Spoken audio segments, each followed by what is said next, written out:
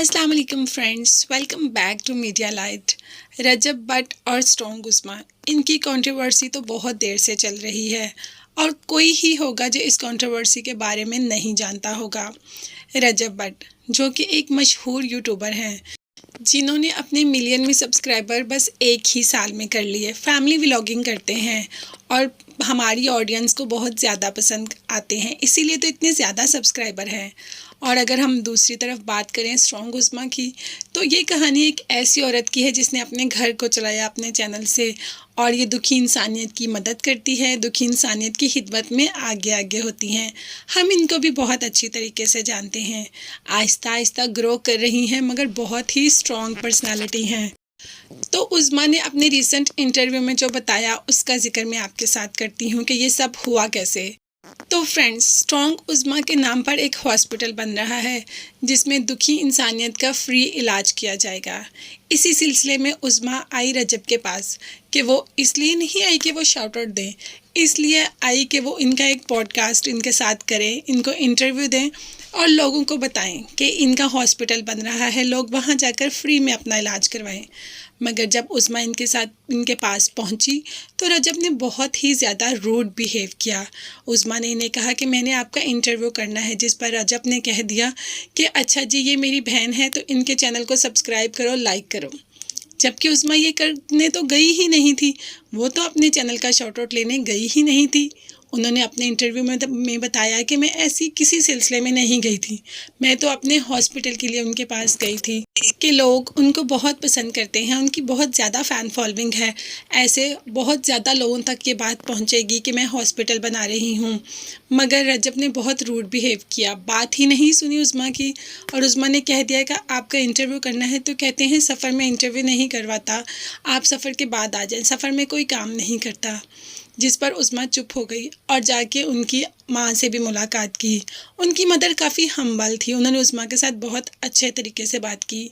तो उज़्मा ने अपने रिसेंट इंटरव्यू में यही बताया कि मुझे बहुत ज़्यादा शर्मिंदगी फ़ील हो रही है कि मैं रजब के पास क्यों गई, मुझे उसके पास जाना ही नहीं चाहिए था। उसने मेरे साथ बहुत बुरा बिहेव किया, उसने मेरी बात सुने बगैर मुझे शाउट आउट देना स्टार्ट कर दिया। हालांकि मैं खुद एक पर्सनैलिटी हूँ, मेरा खुद का चैनल अच्छा चल रहा है, तो मैं इस सिलसिले में क्यों जाऊँगी। मैं तो अपने हॉस्पिटल के लिए गई थी और उन्होंने कह दिया कि सफ़र में इंटरव्यू नहीं देता।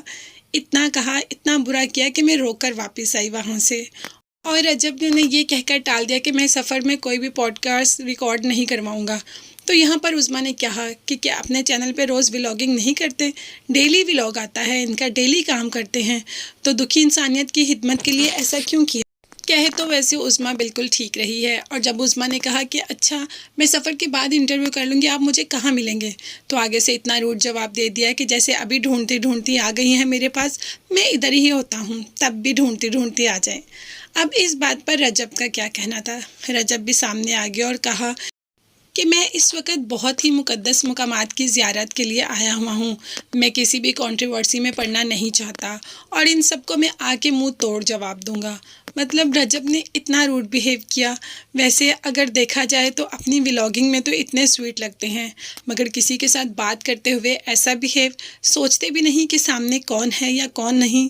ये लोग ऐसे ही होते हैं। जब फेम बहुत ज़्यादा आ जाता है, जब बहुत पैसा आ जाता है, तो ये भूल जाते हैं कि ये सब किन की वजह से हुआ, किन की वजह से हुआ, सिर्फ़ और सिर्फ उनके फैंस की वजह से।